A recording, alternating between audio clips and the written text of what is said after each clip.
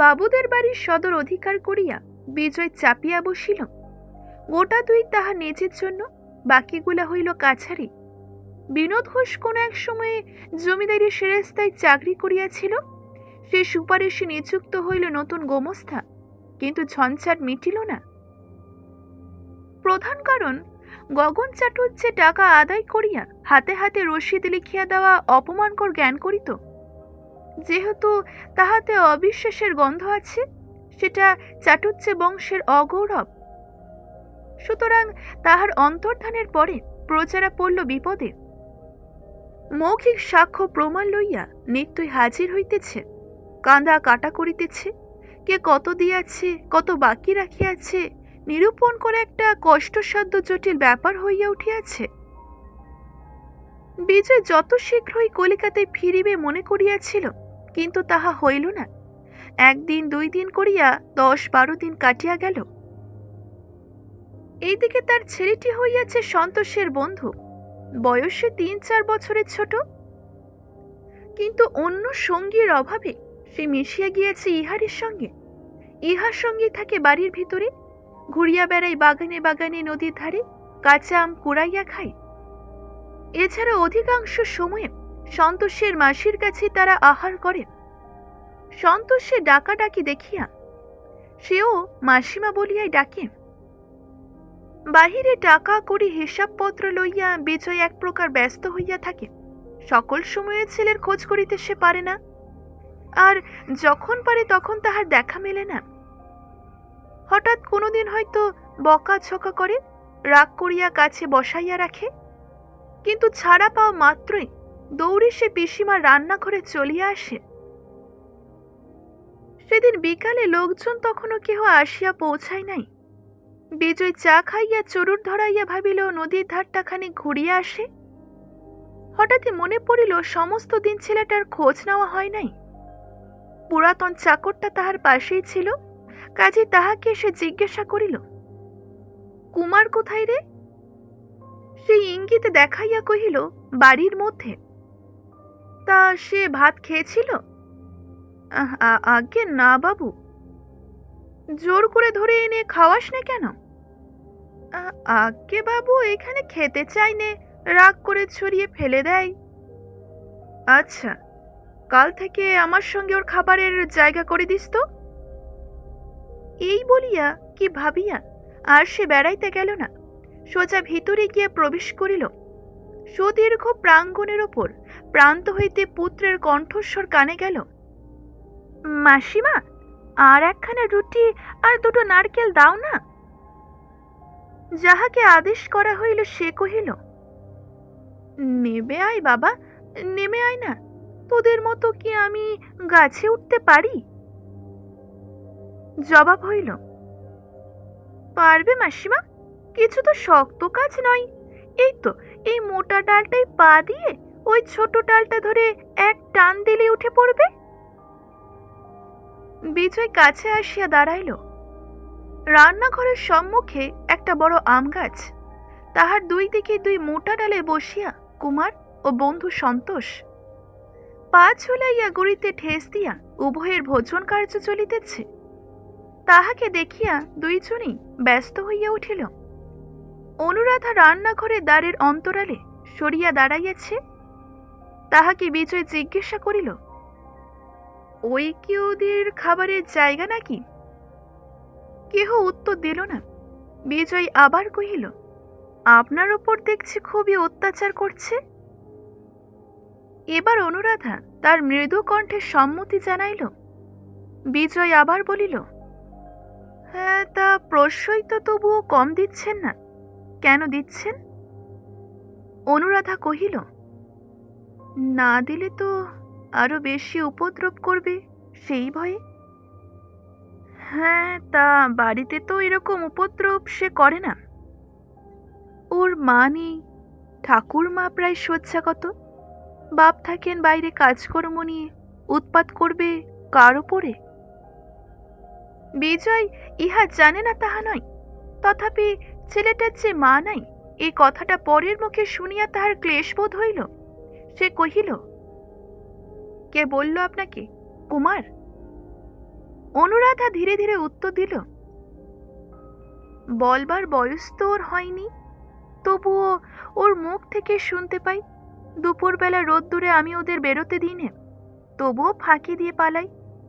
যেদিন পারে না, আমার কাছে শুয়ে বাড়ির গল্প করে।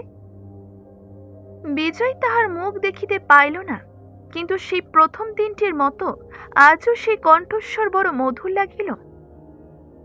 তাই বলার জন্য নয়, কেবল শোনার জন্যই সে কহিল, হ্যাঁ, তা এবার বাড়ি ফিরে গেলে তো ওর মুশকিল হবে। কেন? না মানে, উপদ্রব জিনিসটা তো নেশার মতো, না পেলে কষ্ট হয়, শরীর আইঠাই করে, কিন্তু সেখানে ওর নেশার খোরাক জোগাবে কে? দুদিনেই তো পালাই পালাই করবে। অনুরাধা আস্তে আস্তে বলিল, না না, ভুলে যাবে। কুমার, নেমে আয় বাবা, রুটি নিয়ে যাও। কুমার বাটি হাতে করিয়া নেমে আসিল, তাহার সঙ্গে আসিল তাহার বন্ধু। মাসির হাত হইতে আরো কয়েকটা রুটি ও নারিকেল নাড়ু লইয়া তাহারই পা ঘেঁষিয়া দাঁড়াইল, আহার করিতে লাগিল। গাছে উঠিল না। কেন যে ছেলেটা মাসির রান্নাঘরের প্রতি এত আসক্ত, বিজয় তাহার কারণ বুঝিল। কুমার তখন বলিল, মাসিমা, কালকের মতো চন্দ্রপুলি করতে আজও যে তোমাকে বলেছিল, করনি কেন? মাসিমা কহিল, খুব অন্যায় হয়ে গেছে বাবা, সাবধান হইনি, সমস্ত দুধ বিড়ালে উল্টে ফেলে দিয়েছে, কাল আর এমন হবে না। তাই বুঝি? কোন বিড়ালটা বলো তো? সাদাটা? হ্যাঁ বাবা, সেটাই হবে বোধ হয়। এই বলিয়া অনুরাধা হাত দিয়া তাহার মাথায় এলো চুলগুলি সোজা করিয়া দিতে লাগিল। বিজয় কহিল, তা উৎপাত তো দেখছি ক্রমশ জুলুমে গিয়া ঠেকিছে। কুমার তখন বলে উঠল, খাবার খাবার জল কই মাসিমা? হ্যাঁ, ওই যা, ভুলে গেছি বাবা, এখনই এনে দিচ্ছি। তুমি সবই ভুলে যাও মাসিমা, তোমার কিচ্ছু মনে থাকে না। বিজয় বলিল, হ্যাঁ ঠিক, আপনার বকুনি খাওয়াই উচিত, ত্রুটি পদে পদে। হ্যাঁ বলিয়া অনুরাধা হাসিয়া ফেলিল। পরদিন দুপুরবেলা অনুরাধা কুমার ও সন্তোষকে ভাত বাড়িয়া দিয়া তরকারি পরিবেশন করিতেছে। তখন তাহার মাথার কাপড় ছিল খোলা, গায়ের বস্ত্র ছিল অসংবৃত্ত। হঠাৎই দ্বার প্রান্তে মানুষের ছায়া পড়িতে অনুরাধা ফিরিয়া চাইয়া দেখিল ছোটবাবু এসেছেন। অনুরাধা তখন শশব্যস্ত হয়ে মাথায় আঁচড় টানিয়া উঠিয়া দাঁড়াইল। বিজয় তখন বলিল, হ্যাঁ, একটা অত্যন্ত জরুরি পরামর্শের জন্য আপনার কাছে এলুম। বিনোদ ঘোষ গ্রামের লোক, অনেকদিন দেখছেন, তা ও কিরকম লোক তা বলতে পারেন? ওকে গণেশপুরে নতুন গোমস্তা বাহাল করেছে, সম্পূর্ণ বিশ্বাস করা যায় কিনা আপনার কি মনে হয়? বিনোদ 1 সপ্তাহের বেশি কাজ করিতেছে, যথাসাধ্য ভালোই কাজ করিতেছে, কোনো গোলযোগ এখনো পর্যন্ত ঘটাই নাই। কাজেই হন্তদন্ত হইয়া তাহার চরিত্রের খোঁজ তল্লাশ করবার এখনই কি প্রয়োজন হইল অনুরাধা ভাবিয়া পাইল না। কাজেই মৃদু কণ্ঠে সে জিজ্ঞাসা করিল, বিনোদ দা কি কিছু করেছেন? না, এখনো কিছু করেননি, কিন্তু সতর্ক হওয়া তো প্রয়োজন আছে। না মানে, তাকে তো ভালো লোক বলেই জানি। সত্যই জানেন তো? না নিন্দে করবেন না বলেই ভালো বলছেন? আমার ভালো মন্দ বলে আর কি কিছু দাম আছে? আছে বই কি, সে যে আপনাকে প্রমাণ্য সাক্ষ্য মেনে বসেছে। অনুরাধা একটু ভাবিয়া বলিল, উনি ভালো লোকই বটে, শুধু একটু চোখ রাখবেন, নিজের অবহেলায় ভালো লোক ও মন্দ হয়ে ওঠা অসম্ভব নয়। বিজয় বলিল, হ্যাঁ তা সত্য, কারণ অপরাধের হেতু খুঁজতে গেলে অনেক ক্ষেত্রেই অবাক হতে হয়। এরপর ছেলেকে উদ্দেশ্য করিয়া বলিল, তোর ভাগ্য ভালো যে হঠাৎই এক মাসিমা পেয়ে গেছিস, নইলে এই বনবাদারে দেশে অর্ধেক দিন না খেয়ে কাটাতে হতো রে। অনুরাধা আস্তে আস্তে জিজ্ঞাসা করিল, আপনার কি এখানে খাবারের কষ্ট হচ্ছে? বিজয় তখন হাসিয়া বলিল, আহা, না না, আমি এমনিই বললুম। চিরকাল বিদেশে বিদেশে কাটিয়েছি, খাবার কষ্ট বড় গ্রাহ্য করিনে। এই বলিয়া বিজয় চলিয়া গেল। অনুরাধা জানালার ফাঁক দিয়া দেখিল তাহার স্নান পর্যন্ত এখনো হয় নাই। এখানেই শেষ করছি আজকের এই পর্বটি। আজকের এই পর্বটি যদি ভালো লেগে থাকে অবশ্যই একটি লাইক করবেন, শেয়ার করবেন এবং কেমন লাগলো জানাতে ভুলবেন না। ধন্যবাদ।